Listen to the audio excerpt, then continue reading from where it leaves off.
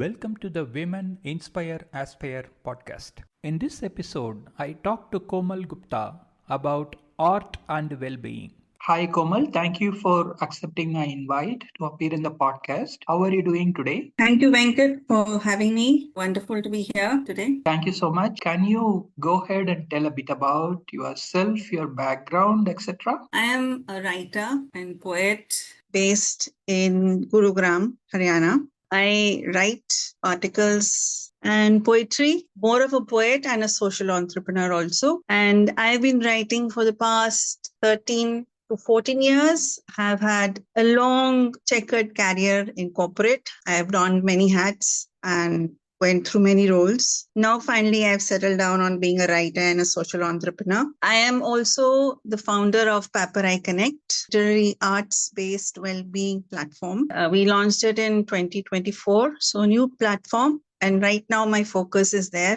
Besides writing for various journals, newsletters, and projects across the board. So that's basically what my work is right now. That's very interesting to hear, especially your writing experience is so vast. How did you get into writing at the first place? Were you inspired to write from your childhood itself? Yes. I think for every writer, no one starts off immediately. There are always seeds that are sown in childhood, come forth maybe when you are an adult or when you are at a threshold of a career change or midlife crisis or whatever they say. It's been a long haul. I have been writing, reading since childhood. Yes, you're right. It's kind of a calling that comes, writing is a calling. I think when you're ready for it, I started off with poetry, then diverged into various parts of writing. I went into projects. I went into ghostwriting. I went into newsletters. I went into journals. I went into research. So there's this huge body of work that has come out of it. And it has been an interesting experience.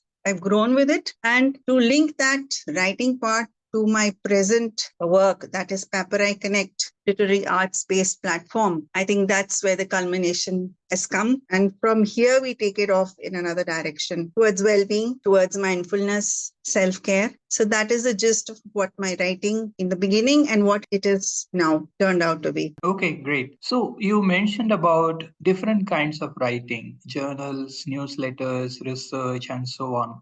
Which one is your favorite and which one inspires you very much? See, at heart, I'm a poet. Poetry finds its way into every aspect of writing, if you see. So I feel that poetry and having a poetic bent of mind, an artist bent of mind, permeates into every aspect of work. My favorite form, the best form, which finds echo in everything that I've done is poetry. That's what I enjoy. And then I enjoy the offshoots like ghostwriting, or journaling or journals or research. So that's how I see it. Okay, there are different styles of poetry. Which one do you usually go with? And what language do you use for your poetry? Is it Hindi or English? All right. That's a very good question. I write in English. Basic and most favorite part of writing is free verse. I enjoy poetic forms. I feel challenged by them. If I go into poetic forms, they're very challenging, very interesting. But I like to write free verse. I like to remain free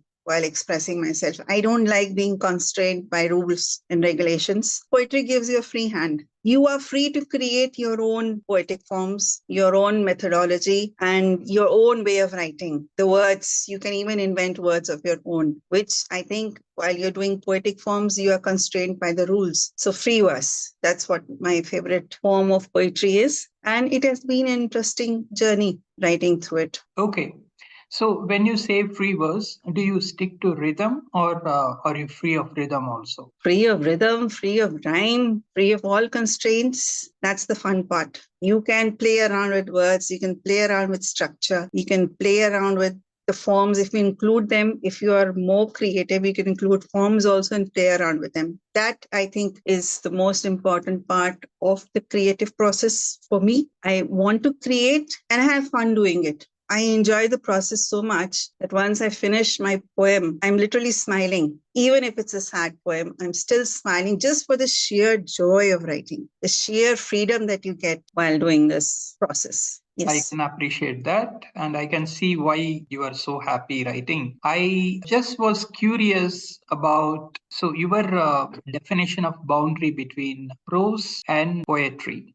So, what is your definition of the border or the line between prose and poetry? Honestly, for me, it doesn't exist. Poetry can become prose. Prose can become poetry. It all depends on the writer. There's no boundary as it. If you say structure, if you say form, yes, traditional forms are there. It has to be in this form. This is this. This is it. But where the play comes in, as a creative person, jumping from one form, poetry to prose, prose to poetry, there's no boundary as such. If you're really evolved into that sense of that viewpoint, there is no boundary as it is. I have written stories from poems and flipped back also. In fact, one of these stories got me into the Rama Mehta grant shortlist. So that's what I'm trying to say. There's no boundary, and there's a lot of, again, joy in understanding this process. It comes after a certain time. Okay, great. So now let's talk a bit about your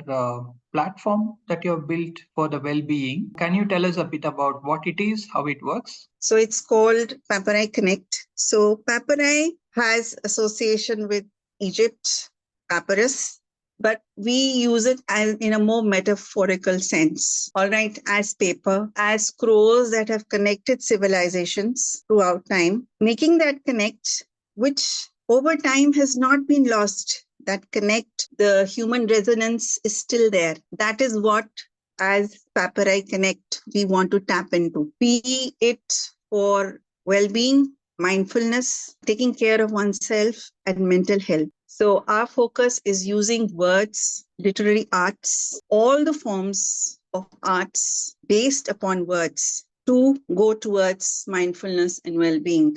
That is the premise of Paparai Connect. We connect through words and paper. So the idea is to first build up a community where all of this is celebrated. And then within that community, hold workshops, retreats, going further ahead. We are in the process of building up our content right now and reaching out to various organizations to collaborate. So it's a work in progress, and we're very excited to take this forward. So that is basically what Paparai Connect is. Okay.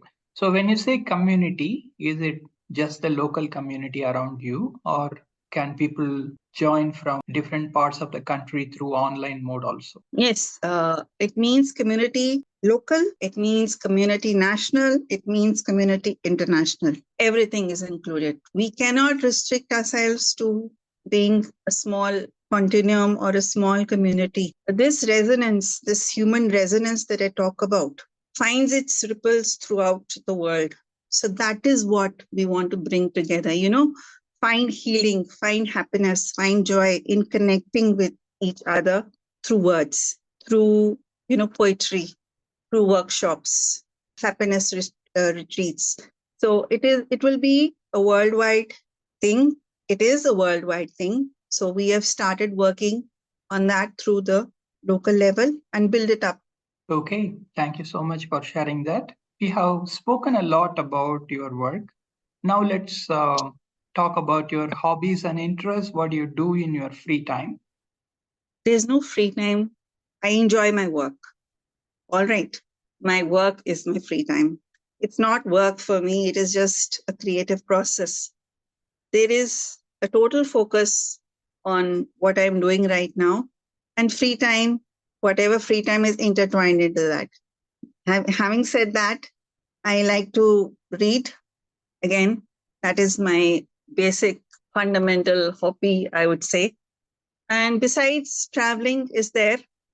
Traveling again for work as well as for leisure. I would say it's a very kind of a intermixed, intertwined kind of a say time. There's no free time. I do not consider anything as free time. It's That's how I see it. Okay, great. So let's talk about some of the societal issues that you care about and what are you doing about them or what you are planning to do about them. For me, the most important thing as a writer and a poet is connection. We seem to have lost that ability, even given what things stand as now in society, especially after the pandemic. Mental health, basic communication and connection between people is, I would say, uprooted. It's totally disjointed. And I think people are struggling, even if they don't show it. That struggle is real. What you see as facades on online interactions are not the real truth. And people need that good connection, the truthful, the respectful, the humble connection with each other to thrive. So, in as I said earlier, Paparai Connect is a shot in that direction. It's kind of my effort in that direction to amplify the resonance again, that human resonance that has been lost, make it into a good place that people can come, reconnect, and reflect, reconnect with oneself, reconnect with the environment, reconnect with your peers, with your immediate family, and reflect on where things are going wrong and heal from there, take a new direction. So that for me is most important. As a writer and a poet, this resonates strongly with me because when I write a poem or even an article, especially a poem, it's a part of me that's speaking, you know. And once that process is finished, you feel happy, you feel relieved, you feel that somewhere what you wanted to say has made a mark. You've put it down somewhere and it is there for you to see, for you to heal from. That is what I want. That is what I want to share, this understanding of myself with the world. That is my aim. Just discover the joy of being yourself, understand yourself, how much important you are within this big continuum of humanity that we are a part of. So that is my main focus, my main purpose. Thank you so much. We are coming towards the end of the podcast. Do you have any questions for me or about the podcast? Now, I have this question. Purpose of this is to tell everyone's story, isn't it? So, what is your take on, you have spoken to so many people? What is a common factor that you see within what everyone tells you? Well, everyone wants to express themselves. So that is what I would say is so important. And this podcast is a platform for people to come and express themselves. So that is the objective of the podcast, and that is what my objective too. So we started this in July 2024. We Okay. have had 80 plus episodes so far. We are releasing one episode per week. And at this rate, we'll be hitting the 100 mark soon, and I look forward to grow even further. All right. Okay. Thank you so much. Thank you so much for participating in the podcast and expressing your views. I wish you all the best for your life and whatever you aspire to do in your life. Thank you once again. Please take care and bye bye. Thank you. Thank you so much, Venkat. Happy to be here. That was a great podcast with Komal Gupta. Please subscribe to this channel and follow it for more awesome podcasts. Opinions expressed by the guests in this podcast are their own. The host or the sponsors of the podcast do not condone the opinions expressed by the guests or the actions arising out of those opinions.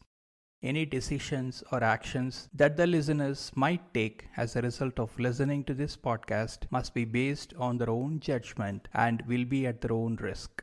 The podcast host or their sponsors will not be held responsible for the consequences of any actions and or decisions taken as a result of any content in this podcast.